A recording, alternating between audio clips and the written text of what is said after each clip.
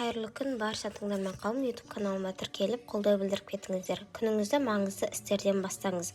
Басымдық беріп, ынта-жігеріңізді шоғырландыратын істі күннің алғашқы уақыттарына қойыңыз.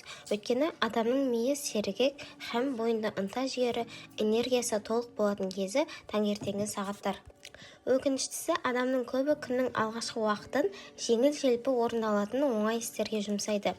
Дюка университеті психология саласының профессоры Дэн Эйрли адамдардың ынта-жігерінің жоғары болатын уақыты толық ұйқыдан оянғаннан кейінгі алғашқы 2 сағат екендігін айтады. Ол уақытты тиімді пайдаланудағы адамдардың жиі жіберетін қателігі күннің ең өнімді алғашқы 2 сағатын ешбір ыждағаттылық пен айрықша күшті талап етпейтін жеңіл-желпі істерге жұмсауында жатыр.